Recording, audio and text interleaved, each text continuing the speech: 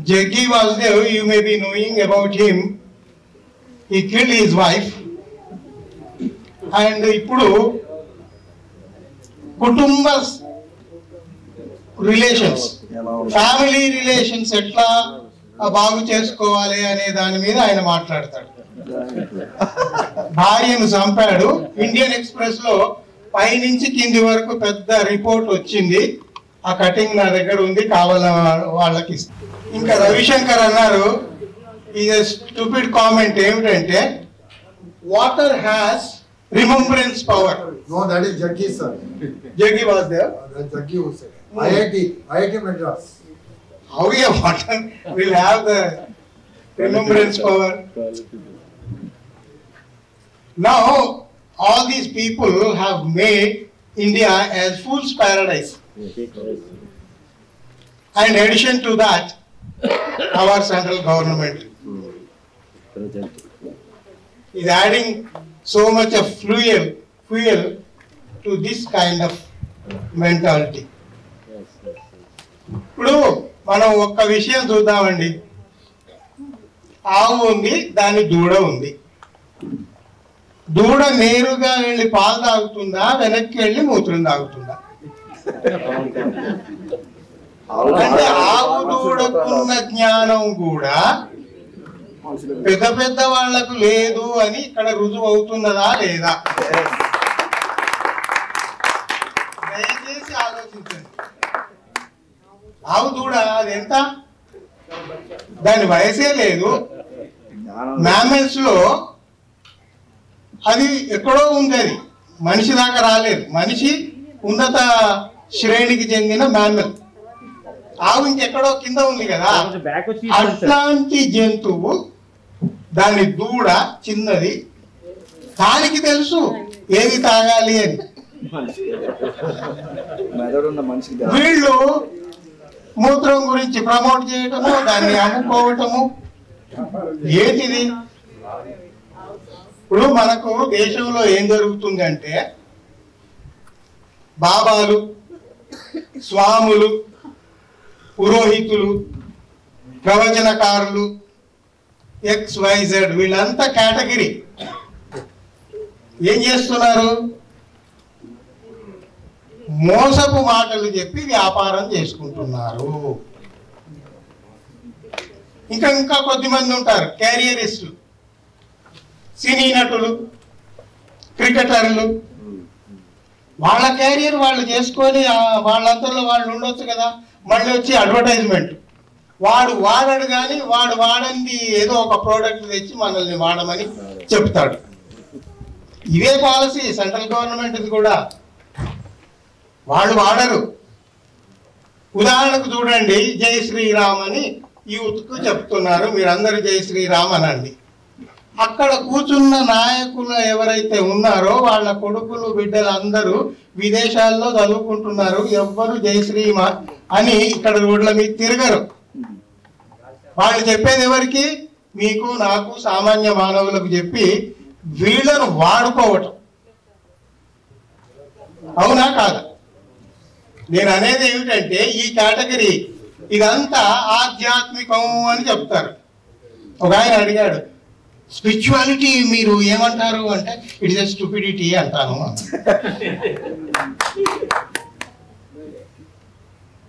ఇంకా దానికి డిస్కషన్ ఎందుకు? మరి ఎవరైనా సామాజిక సేవ చేస్తున్న సామాజిక కార్యకర్తలు ఉన్నారు, శాస్త్రవేత్తలు ఉన్నారు, సైన్స్ కార్యకర్తలు ఉన్నారు, ఇట్లా మానవవాద సంఘాలకు సంబంధించిన కార్యకర్తలు ఉన్నారు, హేతువాదులు ఉన్నారు, ఫెమినిస్టులు ఉన్నారు, ఇంకా అనేక రకాలుగా. వీళ్ళందరినీ మనం వేరువేరుగా లేబుల్ చేసుకొని మాట్లాడుకుంటున్నాం ఫర్ అవర్ అండర్స్టాండింగ్. కానీ వీళ్ళందరూ మానవవాదులే. మీకు ఒక్క విషయం చెప్తాను, బికాజ్ నేను సైన్స్ విద్యార్థిని కాబట్టి. ఏ శాస్త్రవేత్త అయినా తన పరిశోధనలు తన కులం వాడికి చెందాలి, తన ప్రాంతం వాడికే చెందాలి, లేదు తన దేశం వాడికే చెందాలి అని పరిశోధన చేస్తున్నాడా? వాడు ఒక పరిశోధన చేసి ఒక కొత్త విషయం కనుక్కుంటే అది మొత్తం ప్రపంచానికి పోతుంది. అంటే ఏమిటి అక్కడ వాడి ఉద్దేశం? వాడి దృష్టిలో మొత్తం మానవ సమాజమే ఉంది. ఎక్కడిది ఈ దేశమా ఆ దేశమా అని కాదు. ఇప్పుడు మొన్న కరోనా అప్పుడు చూసాం, ఎక్కడో వ్యాక్సిన్ అయింది, ప్రపంచం అంతా వ్యాపించింది, అందరు వేసుకున్నారు, చాలా వరకు బాగుపడ్డారు. సరే, ఇప్పుడు ఒక డ్రగ్ ఉంది అనుకోండి, తలనొప్పి మాత్రం ఉంది. హైదరాబాద్ తెలంగాణ బాట సింగారం ప్రజలకే ఇది పనిచేయాలని ఎవడన్నా తయారు చేస్తాడా? వాడు తయారు చేస్తే అది ఎక్కడికి పోతుందో మళ్ళీ వాడికే తెలియదు. అది యూరోప్ కంట్రీకి పోవచ్చు, లేకుంటే జర్మనీలో ఎవరికో ఉపయోగపడవచ్చు. అందువల్ల నేను అనేది ఏమిటంటే, ప్రతి శాస్త్రవేత్త ఒక మానవవాది, ప్రతి సైన్స్ కార్యకర్త ఒక మానవవాది. అలాగే చూడండి, రైతు రైతు అంటాం కదా, రైతు వాడు మా ఊళ్ళో వీళ్ళకే ఈ ధాన్యం అందుబాటులో ఉండాలి అని చేయడు కదా. వాడు చేసి అది మార్కెట్కి పంపాడంటే అది ఎక్కడికి పోతుందో వాడికి తెలియదు. అట్లాగే ఫ్యాక్టరీలో పనిచేసే కార్మికులను చూడండి, వాడు ఒక ప్రోడక్ట్ తయారు చేస్తున్నాడంటే ఆ ఫ్యాక్టరీ ఉన్న పరిసరాల వాళ్లకు మాత్రమే కాదు, మొత్తం ప్రపంచానికి అందాలని చేస్తున్నాడు. అవునా కాదా? మరి వీళ్ళంతా మానవవాదులే. కాకపోతే ఆ మానవవాదులము, మేము హ్యూమనిస్టులము అని వాళ్ళు లేబుల్ వేసుకొని లేరు, అంతే. మనం వాళ్ళందరినీ మానవవాదులుగా స్వీకరించాలి, అభినందించాలి, వారి కృషిని మనం గుర్తించాలి. ఈ దేశంలో జరుగుతున్నది ఏమిటంటే, ఏది అనవసరమో దానికి ప్రాముఖ్యం ఇస్తాము. ఇప్పుడు ఒక సినిమా యాక్టర్ వచ్చాడంటే వెర్రి, ఏదో అదొక వెర్రిలాగా అందరూ పోయి చూడాలా? ఇప్పుడు రీసెంట్ గా కొన్ని సంఘటనలు హైదరాబాద్ లో జరిగినాయి కదా సినిమా యాక్టర్లకు సంబంధించి. అవి అవసరమా? అది అవసరం లేదు కదా. ఏవి అవసరం? ఇప్పుడు అక్కడ ఈ ఉప్పల్ రోడ్ లో రీసెర్చ్ ఇన్స్టిట్యూట్స్ ఉన్నాయి, నేషనల్ రీసెర్చ్ ఇన్స్టిట్యూట్. ఎవడన్నా కనీసం అక్కడ ఆగి అయ్యా ఇక్కడ ఏం రీసెర్చ్ అవుతుంది అని ఎవడన్నా అడిగి తెలుసుకున్నాడా? తెలుసుకోడు. పాపం వాళ్ళు సంవత్సరానికి ఒక 3-4 రోజులు ఓపెన్ డే అని తెలుసుకొని వస్తారేమో, వాళ్ళకు మనం కొంత విషయాలు చెప్పుదామని ఎదురు చూస్తారు, అక్కడికి కూడా పోరు. ఇట్లాంటి ఏదో కొంచెం బాధ్యత ఉంది అనుకున్న స్కూల్ టీచర్లు, ప్రిన్సిపాల్లు వాళ్ళు వాళ్ళ స్టూడెంట్స్ని తీసుకుపోయి కాస్త ఎడ్యుకేట్ చేస్తారు. ఇది జరుగుతుందా లేదా? ఈ పరిస్థితి పోవాలి. వాడు విధవా, వాడు ఎవడన్నా కానీ వాడిని ఎంబడి ఎందుకు పడాలి మనం? క్రికెటర్ వల్ల ఈ దేశం ప్రగతి సాధించిందా? వాడు డబ్బులు సంపాదించుకున్నాడు. సినిమా యాక్టర్ల వల్ల ఈ దేశం 21వ శతాబ్దంలోకి వచ్చిందా? మీరు ఒక్కసారి ఆలోచించండి. 21వ శతాబ్దంలోకి ఎట్లా వచ్చింది? శాస్త్రజ్ఞుల వల్ల వచ్చింది, ఆలోచన పరుల వల్ల వచ్చింది, మేధావుల వల్ల వచ్చింది. మనం వాళ్ళని గుర్తించాం, వాళ్ళని పట్టించుకోం. ఈ దేశంలో జరుగుతున్నది ఇది. ఇప్పుడు ఒక చిన్న విషయం చెప్తాను. సైన్స్ ఏం చేసిందంటే విమానం తయారు చేసిందండి. సైన్స్ విమానం తయారు చేసింది. మతం ఏం చేసింది? వరల్డ్ ట్రేడ్ సెంటర్ ను ఎలా కూల్చాలో వరల్డ్ ట్రేడ్ సెంటర్ చెప్పింది. రెండే వాక్యాలు చెప్తున్నాను. సైన్స్ మీకు విమానాలను ఇస్తే మతం ఏం చేసింది? వరల్డ్ ట్రేడ్ సెంటర్ ను ఎట్లా కూల్చాలో మతం చెప్పింది. అవునా కాదా? అది దాని పని. ఇప్పుడు మనం దేనికి విలువ ఇద్దాం అనేది మనం సామాన్యులుగా మనం ఆలోచించుకోవాలి. నాదొక్క బలమైన విశ్వాసం ఏమిటంటే ఈ సమాజంలో మార్పు రావాలంటే సామాన్యుల ఆలోచన విధానంలో మార్పు రావాలి. అక్కడ ఎవడో నాయకుడు చదువు రాని అంగుటా చాపగాడు ఎవడో అయితే వాడి వల్ల మార్పు రాదు. మార్పు కార్యకర్తల వల్ల వస్తుంది, సామాన్య పౌరుల వల్ల వస్తుంది. దాన్ని మనం పరిరక్షించుకోవాలి, మనిషిని బతికించుకోవాలి. ఇప్పుడు ఏమైపోతుందంటే మనిషిలో మనిషి మాయమైపోతున్నాడు. అందువల్ల ఆ మనిషిని బతికించుకోవాలి, మనిషిని నిలబెట్టుకోవాలి. మనం మానవత్వం అంటే అదే కదా. ఇప్పుడు కొందరు మాట్లాడుతుంటారు, అయ్యా క్రైస్తవులకు యేసు ప్రభువు ఉన్నాడు, ముస్లింలకు ఏమో అల్లా ఉన్నాడు, హిందువులకు ఆ శ్రీరాముడితో పాటు 33,000 మంది దేవీ దేవతలు ఉన్నారు. ఏ సమస్య వచ్చినా వాళ్ళు పోయి అక్కడ మోకరిల్లుతారు. మీకెవరున్నారండి? మీ నిరీశ్వరవాదులకు, హేతువాదులకు, సైన్స్ కార్యకర్తలకు, శాస్త్రజ్ఞులకు ఎవడన్నా ఉన్నాడా? ఎవడు దిక్కులేడు అని గేలి చేస్తుంటారు. హాస్యం. వాళ్ళకు మనం చెప్పాల్సిన సమాధానం ఏమిటంటే, అరే ఎవ్వడు అక్కర్లేదనే వదిలేశారా వాళ్ళందరినీ. ఇప్పుడు మీరు చెప్తున్న హేతువాదులు, నిరీశ్వరవాదులు, సైన్స్ కార్యకర్తలు, సైంటిస్టులు, ఆలోచనా పరులు ఎవరైతే ఉన్నారో వాళ్ళు వాళ్ళ ఆత్మవిశ్వాసం అనే రెక్కలతోటి పైకి ఎగుతూ ఉన్నారు, ఎగురుతూ ఉన్నారు, ఎదుగుతూ ఉన్నారు. వాళ్ళేం చేస్తున్నారు? ఆత్మవిశ్వాసం లేదు కాబట్టి ఎగరలేరు, హ్యాపీమని కింద పడుతున్నారు. కింద పడి ఏ దేవుడినో, ఎక్కడనో, ఏ అల్లానో ఎవరినో పట్టుకొని ప్రార్థిస్తున్నారు. వీడికి అవసరం లేదు, ఎందుకంటే ఆత్మవిశ్వాసం ఉంది కాబట్టి. అందువల్ల ఏంటి, మనిషి స్థిరంగా నిలబడి ఎదగాలంటే ఏం కావాలి? ఆత్మవిశ్వాసం కావాలి. దీనంతటికీ ఒక్కటే కారణం. ఎప్పుడో క్రీస్తు పూర్వం గౌతమ బుద్ధుడు చెప్పాడు, కార్యకారణ సంబంధం గురించి. ప్రతిదానికి, ప్రతి సంఘటన జరగడానికి ఒక కారణం ఉంది, అది గ్రహించుకోండి అన్నాడు ఆయన. అప్పటికి సైన్స్ లేదు, ఫిజిక్స్ లేదు, కెమిస్ట్రీ లేదు, ఏమి లేదు కదా. ఏ అవగాహన లేనప్పుడు ఆయన తనలోకి తాను ప్రయాణించి, తనలోకి తాను ఆలోచించుకొని, కొన్ని విషయాలు గ్రహించుకొని ఆ సారాంశాన్ని జనానికి చెప్పాడు.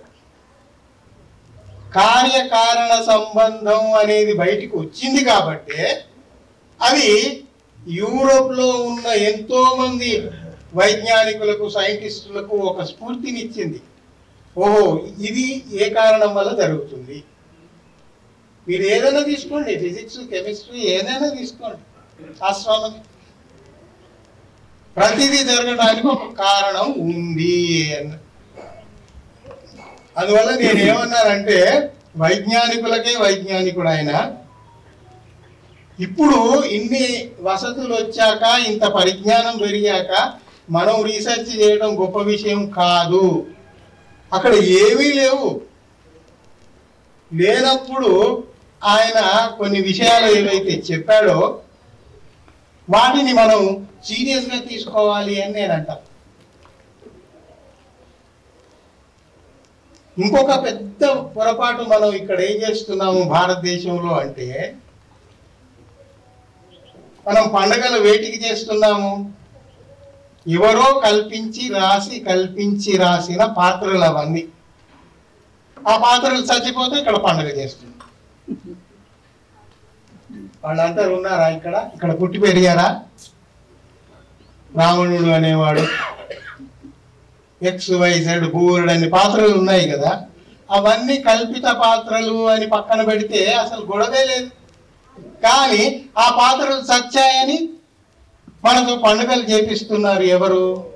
ఆ వైదిక్ కల్చర్లో నుంచి వచ్చిన వాళ్ళు మన మెదళ్ళు పాడు చేసి, మనకు మెదళ్లలో కుక్కి పలానా రోజు ఇది చేయండి, పలానా రోజు అది చేయండి, దీనికి శాంతి అది ఉంటుంది, దీనికి శాంతి ఇది. అసలు మనల్ని ఆలోచించనీయకుండా వాళ్ళు అట్లా కట్టి పడేశారు కదా.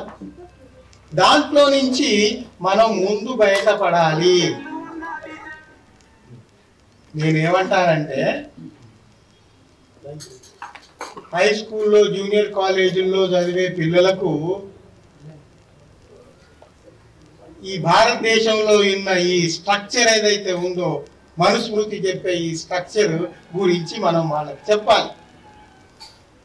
ఒకడు అగ్రవర్ణం ఎందుకయ్యాడు, ఒకడు నిమ్న వర్గం ఎందుకయ్యాడు, వీడేమో వాడికి సేవ చేయడానికే ఎందుకు పుట్టాడు, ఇవి మన పిల్లలకు చెప్పకుండా ఎవరు చెప్తారు?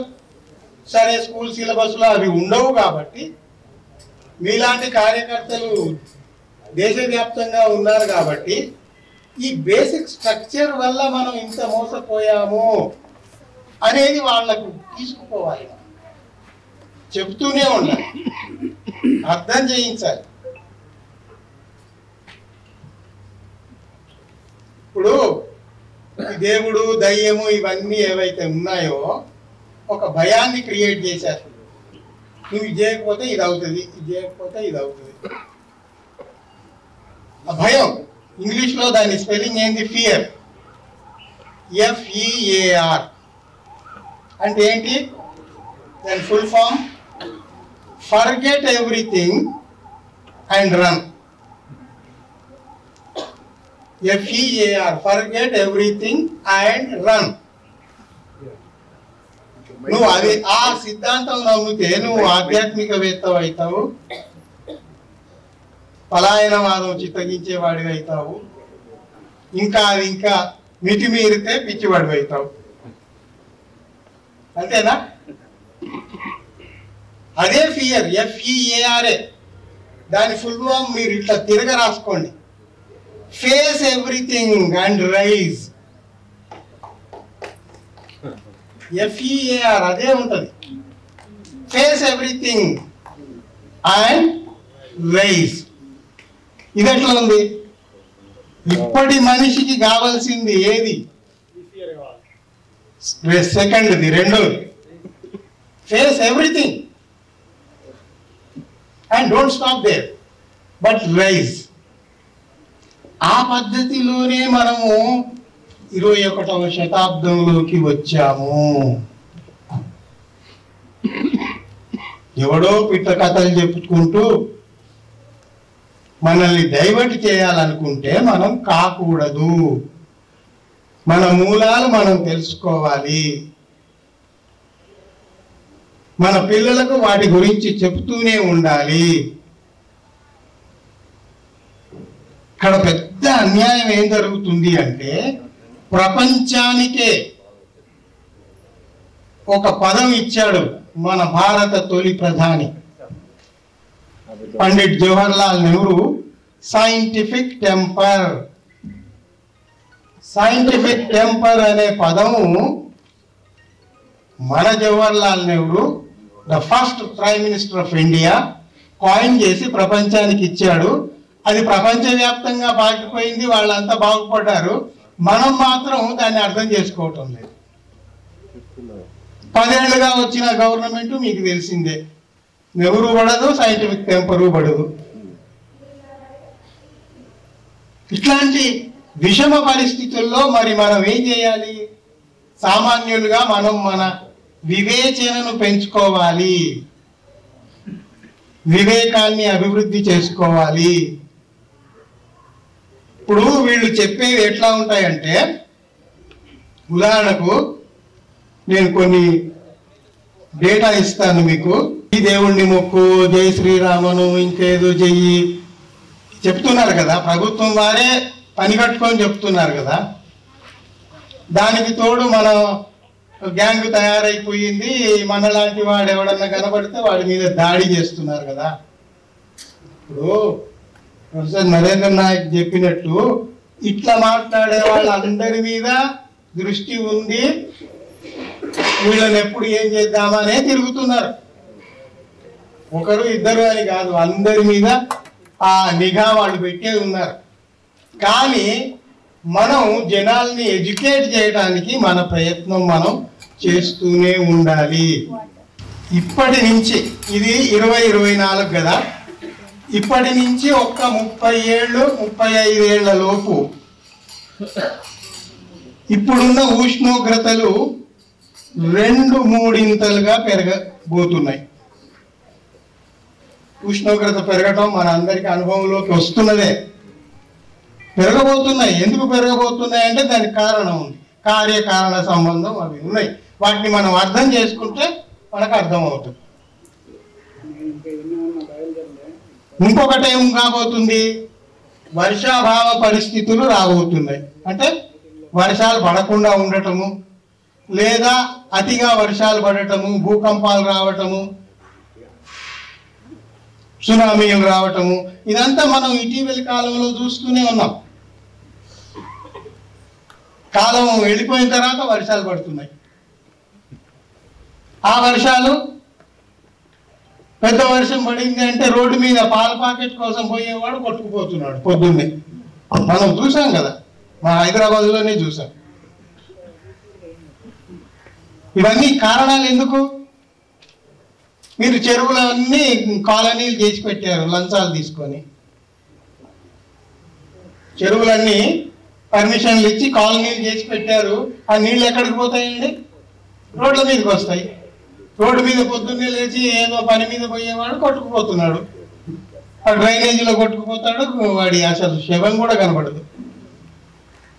ఇట్లాంటి పరిస్థితులు రాబోతున్నాయి. మనకు అవగాహన పెంచుకోవాల్సిన విషయాలు ఇవి. ఏ రాముడు రాడు, ఏ అల్లా రాడు, ఏ యేసు ప్రభువు రాడు. మన ఆత్మవిశ్వాసం, మన వివేచన మనం పెంచుకుంటే మనల్ని మనం రక్షించుకోగలము. ఇప్పుడు భవిష్యత్తులో కొద్ది ఏళ్లలో జరగబోయే ప్రమాదాలు నేను మీకు గుర్తు చేస్తున్నాను. వీటి గురించి ఏ ప్రభుత్వమైనా సామాన్యులను అలర్ట్ చేస్తుందా అండి? ఎందుకు చేయదు? వాళ్ళ విద్యుక్త ధర్మం అది, వాళ్ళు చేయాలి. ఇంకొకటి, ధాన్యమే కాదు, పళ్ళు కూరగాయలు అన్ని పెస్టిసైడ్స్తో నిండిపోయాయి కదా. చాలా ఫ్రెష్గా ఉన్నాయని మీరు పోయి కొనుక్కోసారు. దాని నిండా పెస్టిసైడ్స్, విష రసాయనాలు ఉన్నాయి. అవి తింటున్నారు. ఏమవుతుంది? వాడు 10 ఏళ్ళోడికి గుండెపోటు ఏమిటండి? అసలు అది వయసా? 15 ఏళ్ళు టీనేజ్లో ఎంత యంగ్ టర్క్స్ ఎట్లా ఉండాలి? వాళ్ళ గుండెపోట్లు, చిన్న వయసులోనే క్యాన్సర్లు. ఎందుకు వస్తున్నాయి ఇవన్నీ? ఇవే. ఫ్రూట్ తినాలన్నా భయమే, కూరగాయలు తినాలన్నా భయమే, ధాన్యం అయితే ఇంకా చెప్పక్కర్లేదు, పెస్టిసైడ్సే. మీరు ఇంకొకటి గమనించండి, మనం ఇప్పటికే నీళ్లు కొనుక్కొని తాగుతున్నామా లేదా?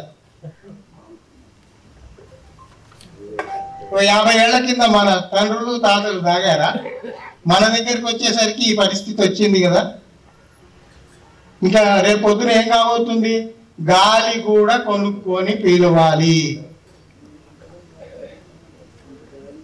వ్యాపారం చేసుకునే వాళ్ళు మొదలవుతారు. ఆక్సిజన్ బార్ అని పెడతారు, అందులో గంట సేపు పోయి గాలి పీల్చుకొని రావడానికి మనము అక్కడ పే చేయాల్సి ఉంటుంది. ఈ ప్రమాదం రాబోతుంది. దీని గురించి అవగాహన పెంచుకోండి.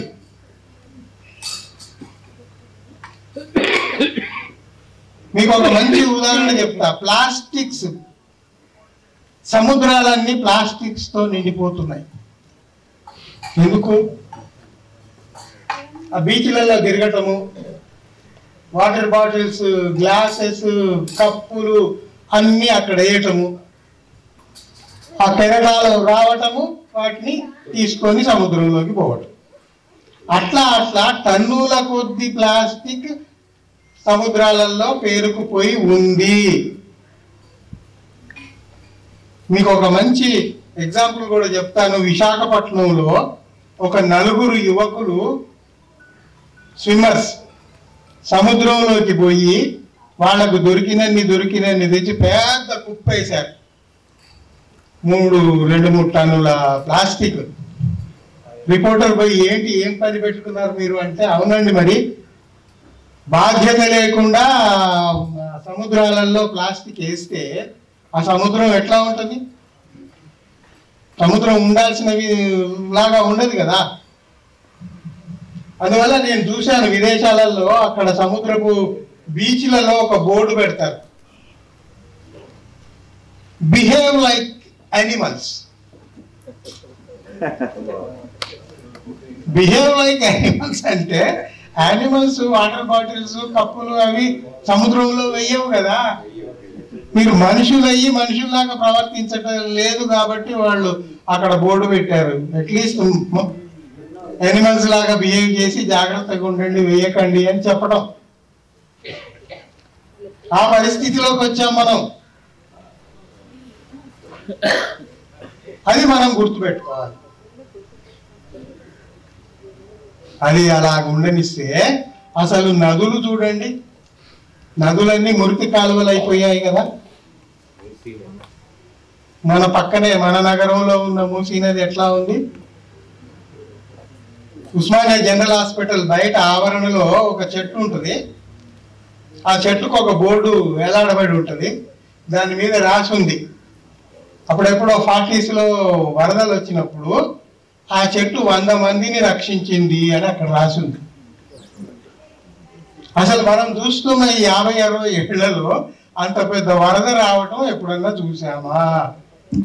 మీరు ఎప్పుడు మూసీలోకి చూసినా ఎక్కడో మురికి కాలువలాగా పోతుంటాయి తప్ప. ఇదొక్కటే కాదు, దేశంలోని నదులను వాటిని ఎట్లా శుద్ధి చేసుకోవాలి, ఎట్లా పరిరక్షించుకోవాలన్న ప్రణాళికలే లేవు.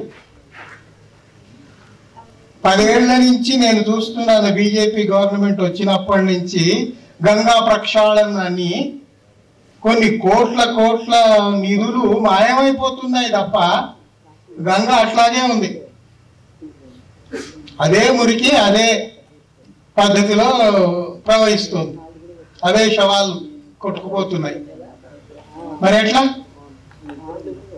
ఇప్పుడు బాధ్యత సామాన్యులదే కాదు, సామాన్యులు ఎన్నుకున్న నాయకులకు కూడా కొంచెం ఉండాలి కదా.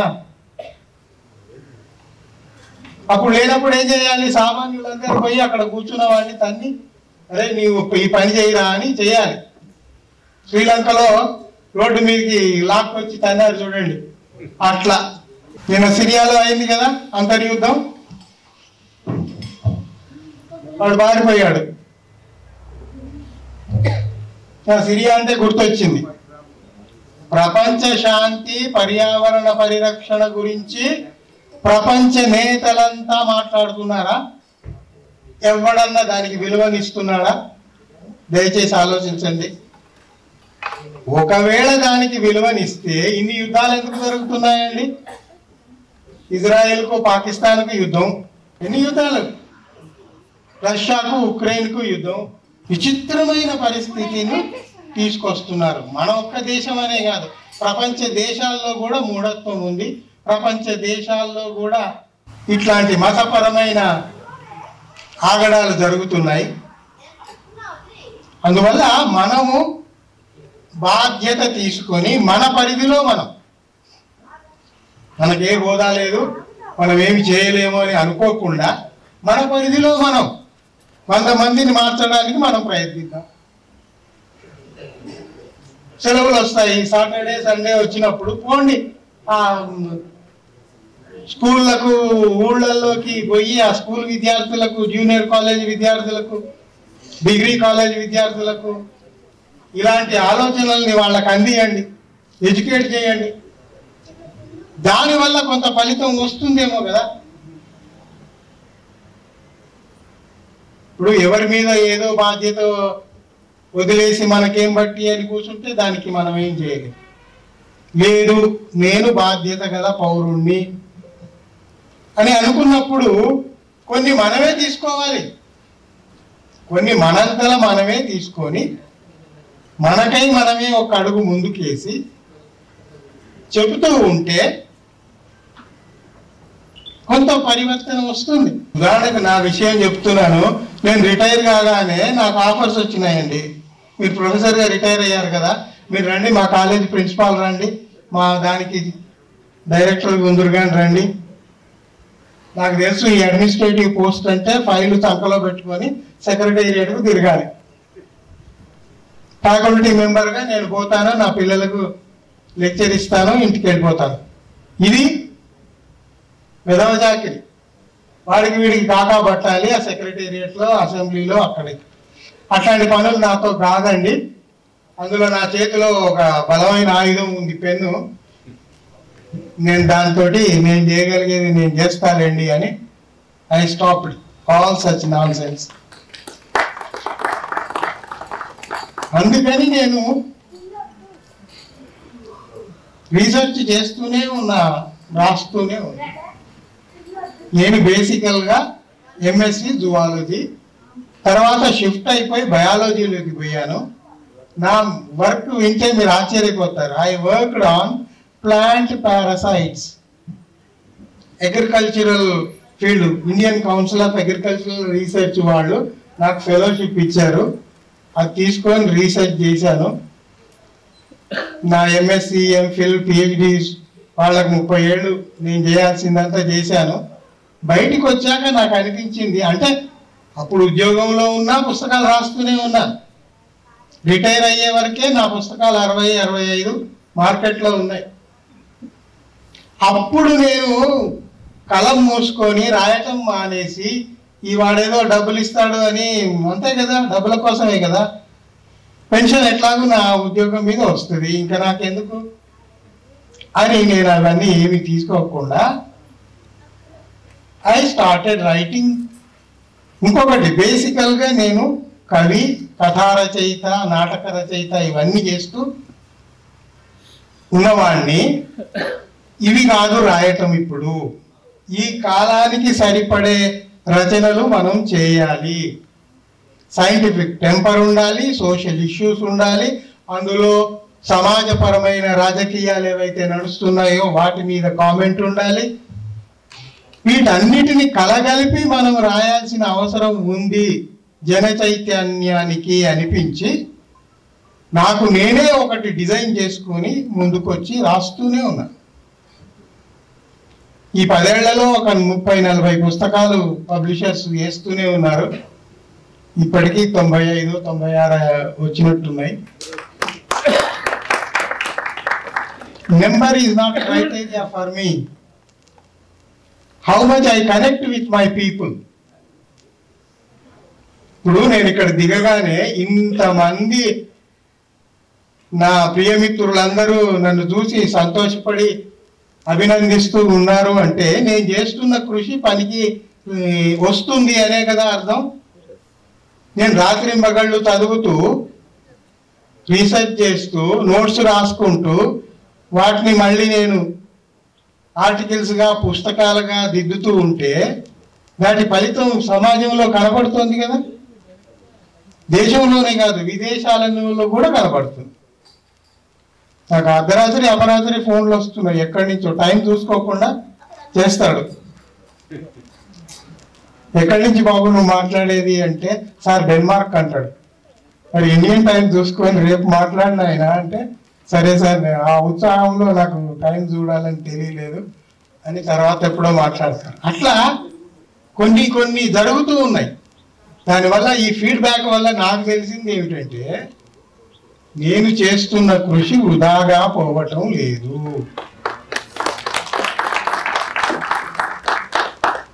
అది జనంలోకి పోతుంది, వాళ్ళను ఆలోచింపజేస్తుంది. ఇక అంతకంటే ఏం కావాలి? ఇప్పుడు ఒక టీచర్గా ఒక 30 ఏళ్ళు నా ఎంఎస్సి విద్యార్థులకు చెప్పాను, అదొక పని అయిపోయింది. ఇప్పుడు నా క్లాస్ రూమ్కే పరిమితం కాదు కదా, ఇప్పుడు నాకు మొత్తం ప్రపంచం అంతా నా క్లాస్ రూమే అనుకొని నా పని నేను చేస్తున్నా.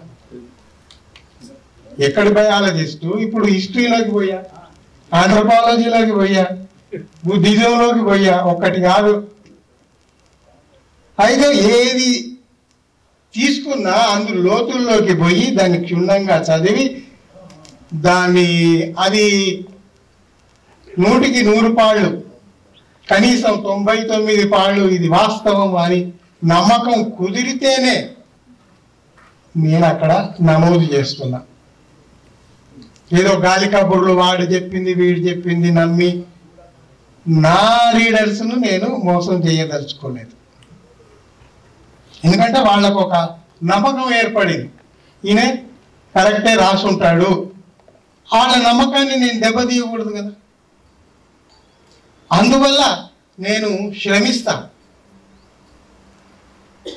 నిద్ర లేకుండా రాత్రులు చదువుతా, నోట్స్ రాసుకుంటా, డ్రాఫ్ట్స్ రాస్తా, అది కుదరకపోతే వాటిని మళ్ళీ మార్చి రాసుకుంటా.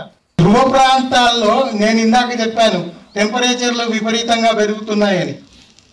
టెంపరేచర్ విపరీతంగా పెరిగినందువల్ల ఏమవుతుంది, ధ్రువ ప్రాంతాల్లో ఉన్న మంచు కరిగి భూమి మీదకి వస్తుంది. ఆ భూమి మీదకి ఎంత ఉధృతంగా వస్తుందంటే ఎవ్వడూ ఆపలేడు. మనం టీవీ తెరల మీద చూస్తున్నాం కదా, బయట దేశాల్లో వరదలు వచ్చినప్పుడు ఎవరు ఆపలేకపోతున్నారు. ఆ రకంగా ధ్రువ ప్రాంతాల్లోని మంచు గనక కరిగి భూమి మీదికి వస్తే 40% ఈ నాగరిక ప్రపంచం నగరాలు ఏవైతే ఉన్నాయో అవి నాశనమయ్యే అవకాశాలు ఉన్నాయి అని నేను కాదు, నిపుణులు చెప్తున్నారు. సైంటిస్టులు చెప్పింది 1కి 2 సార్లు చెక్ చేసుకున్నాకనే నేను ఏ సభలోనైనా విషయాలు చెప్తాను, ఏ ఆర్టికల్లోనైనా విషయాలు రాస్తాను. మనకు మొక్కలు పెరగాలి, మనతో పాటు ఉన్న అనేక ఏకకణ జీవుల నుంచి మనిషి దాకా ఎన్నో ఉన్నాయి కదా, సరీసృపాలు ఉన్నాయి, అనేక రకాల జంతువులు ఉన్నాయి. అవన్నీ బతకాలంటే ఏం కావాలి, కలుషితము కాని భూమి కావాలి, కలుషితం కాని నీరు కావాలి, కలుషితం కాని గాలి కావాలి.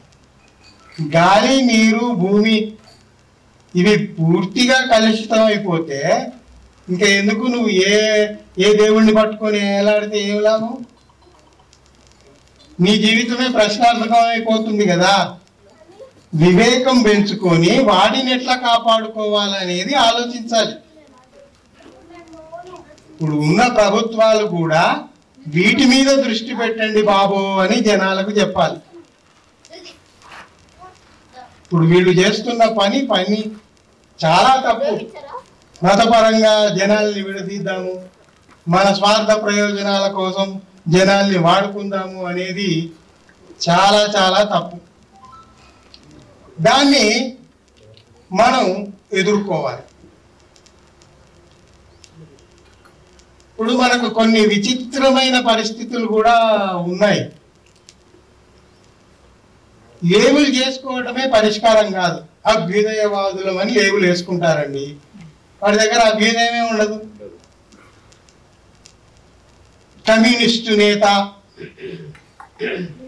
మరి ఏది, వాడు ఎట్లా ఉండాలి, వాడు పోయి ఒక బాబాజీ సన్నాసి దగ్గర కాళ్ళు మొక్కుతున్నాడు. ఏంటి ఆయన దగ్గరికి పోయావు అంటే, లేదు ఆయన ఎదురు పడితే మాట్లాడిచ్చా అంటాడు. ఎదురు పడితే బజార్లో పడాలి కదా. నువ్వు ఆయన ఆశ్రమానికి పోయింది అంత కనపడుతుంది టీవీలో. నేను అనేది ఏంటంటే, లేబుల్ చూసి మనం మోసపోకూడదు. టెస్ట్ చేయండి వాడిని. హేతువాద సంఘంలో ఉన్నంత మాత్రాన వాడు హేతువాది ఏం కాదు. వాడు ఏం చేస్తున్నాడు, వాడి ఆలోచన ఎట్లుంది, వాడి మాటలు ఎట్లా ఉంది, నడవడిక ఎట్లా ఉంది, ప్రవర్తన ఎట్లా ఉంది అనేది కూడా మనం పరిశీలించుకోవాల్సిన అవసరం ఉందా? దయచేసి ఇట్లాంటి విషయాల గురించి సీరియస్గా ఆలోచించండి. ఇప్పుడు ఒక కవి ఏమన్నాడంటే, सांस लेना कोई बात नहीं, सांस लेना कोई बात नहीं, सबूत नहीं, నువ్వు గాలి పీలుస్తున్నందువల్ల నువ్వేదో సజీవుణ్ణి బతికున్నవాడిని అని చెప్పడానికి అది ఆధారం కాదు. గాలి పీల్చడం అనేది నువ్వు మనిషివని సజీవంగా ఉన్నావని చెప్పడానికి ఆధారం కాదు. మరి ఏంటయ్యా అంటే హృదయపూర్వకంగా ఎదుటివాడికి ఏదన్నా మేలు చేసి చూపెడితే అప్పుడు నిన్ను మనిషిగా మేము గుర్తించటానికి ఆస్కారం ఉంటుంది. నేను గాలి పీల్చి వదులుతున్నా కదా, నేను మనిషినే కదా అంటే లాభం లేదు. वो सबूत नहीं. ఆల్బర్ట్ ఐన్స్టీన్ ఏమన్నాడంటే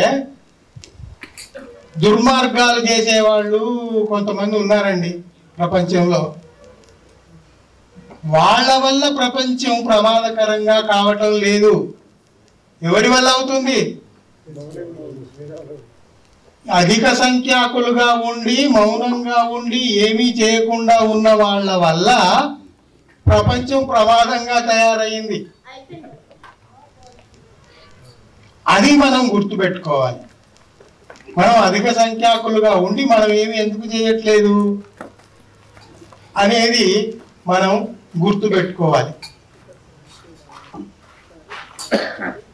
ఇంకొకటి, నేను ఏం మాట్లాడాలి అక్కడికి వచ్చి అని అడిగితే మన వాళ్ళు ఏమి సబ్జెక్ట్ చెప్పలేదు, అందువల్ల నేను అన్ని కలిపి మాట్లాడుతున్నాను.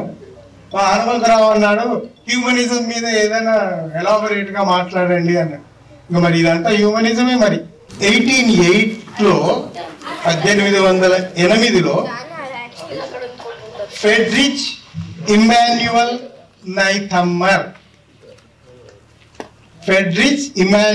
నైథమ్మర్ అనే ఆయన ఉన్నాడు. ఈయన ఎవరంటే బవేరియన్ ఎడ్యుకేషనల్ కమిషనర్ గా ఉండేవాడు. బవేరియన్ అంటే జర్మన్ ప్రాంతంలో ఎడ్యుకేషనల్ కమిషనర్ గా ఉండేవాడు. ఆయన మొట్టమొదటిసారి హ్యూమనిజం అనే పదాన్ని పెట్టి అంతమందే అవుతూ వస్తూ ఉంది. దాన్ని ఆయన స్థిరంగా నిలబెట్టి సెకండరీ స్కూల్ విద్యార్థులకు హ్యూమనిజం మీద పాఠాలు చెప్పండి అని ఆర్డర్ వేశాడు 1808లో. చూడండి, ఇప్పటికీ మన పాఠశాలలో ఒక్క పాఠం అన్నా ఎక్కడన్నా ఉందా? మరి పెట్టుకోవాలా వద్దా? ఆలోచించండి. ఈ పదం 1936 నుంచి బాగా ప్రచారంలోకి వచ్చింది. ఇది యాక్చువల్గా హ్యూమనిటస్ అనేది ఒక లాటిన్ పదం. ఈ లాటిన్ పదాన్ని ఇంగ్లీష్ పదంగా మార్చడానికి ఆ హ్యూమనిటస్ కు ఇజం కలిపారు. మనకు తెలుసు కదా, కమ్యూనిజం, ఫెమినిజం, ఏదైనా ఇజం, ఇంగ్లీష్ పదం ఇజంతో ముగుస్తుంది. సో ఆ పదానికి హ్యూమనిటస్ కు ఇజం కలిపి హ్యూమనిజం చేశారు. అది 1936 నుంచి ప్రచారంలోకి వచ్చింది. అయితే అంతకు ముందే 1993లో చికాగో యూనివర్సిటీలో ఒక అంతర్జాతీయ సదస్సు జరిగింది. ఆ సదస్సులో హ్యూమనిస్ట్ మేనిఫెస్టోను తయారు చేసి ప్రపంచ దేశాలకు విడుదల చేశారు. అప్పటి నుంచి అది ఇంకా రాజకీయ, సామాజిక, ఆర్థిక అన్ని రంగాల్లో హ్యూమనిజం అనేది బాగా వాడుకలోకి పోయింది. దాన్ని రచయితలు పట్టుకున్నారు, కళాకారులు పట్టుకున్నారు. అందులో ఫ్రెంచ్ రెవల్యూషన్ వచ్చింది, మనకు తెలుసు కదా. ఫ్రెంచ్ రెవల్యూషన్ కు కొంచెం ముందుగా, ఫ్రెంచ్ రెవల్యూషన్ టైంలో, ఆ తరువాత కూడా వచ్చిన అన్ని రకాల గ్రంథాలు హ్యూమనిజానికి ప్రాధాన్యత ఇచ్చాయి. అన్ని రకాల గ్రంథాలు అంటే కేవలం కవిత్వము, కథలు, వ్యాసాలు, సాహిత్యమే కాదు, తాత్విక చింతన, రాజకీయానికి సంబంధించిన పుస్తకాలు, సామాజిక శాస్త్రానికి సంబంధించిన పుస్తకాలు, అన్ని రకాల పుస్తకాలలో మనిషే కేంద్రంగా మనం ఆలోచన ఉండాలి, మనిషి కేంద్రంగా మనం ప్రవర్తించాలి, మనిషి కేంద్రంగా మన రోజువారీ కార్యక్రమాలు ఉండాలి అనేది అప్పటి నుంచి బాగా బలపడింది. ఆ పద్ధతిలో మనం నడుచుకుంటూ ఉన్నాం. నిజానికి భారతదేశంలో బయటి దేశాల్లో ఉన్నంతగా భారతదేశంలో బలపడలేదు. కారణం ఇక్కడి వైదిక్ కల్చర్ దానికి అడ్డుపడుతూ ఉంది. మనుస్మృతిని తెస్తారు, మా పురాణం అంటారు, మా సనాతన ధర్మం అంటారు. ఎక్కడికక్కడికి అడ్డుపుల్లలు వేయటం వల్ల మనం వెనకబాటులో ఉన్నాము. వాటన్నిటినీ కాదని మనిషి కేంద్రంగా మనం హ్యూమనిజానికి ప్రాధాన్యత ఇచ్చి మనం ముందుకు తీసుకుపోవాల్సిన అవసరం చాలా ఉంది. మనం అందరం మనుషులము, మనుషులకే పుట్టాము అన్న స్పృహ ఉంటే చాలు. ఈ మాట ఎందుకు అంటున్నానంటే, జనాలు మనుషులకు పుట్టినట్టు కాకుండా మతాలకు పుట్టినట్టు, దేవుళ్లకు పుట్టినట్టు, రాజకీయాలకు పుట్టినట్టు, కుట్రలకు కుతంత్రాలకు పుట్టినట్టుగా ప్రవర్తిస్తున్నారా లేదా? దయచేసి ఆలోచించండి. వీఆర్ హ్యూమన్, మనమంతా మనుషులం కాబట్టి మనుషులకే పుట్టాము. పురాణాల్లో ఉన్న కల్పిత కథల్ని పట్టించుకోకుండా మన వాస్తవాల్ని గ్రహిస్తూ వాస్తవ జీవితంలో నుంచి మనము మన జీవితాన్ని రూపుదిద్దుకోవాల్సిన అవసరం ఉంది అని మరొకసారి గుర్తు చేస్తూ, ఇంతటి ప్రేమాభిమానాలు చూపెట్టిన నా మిత్రులందరికీ హృదయపూర్వకంగా నమస్కరిస్తూ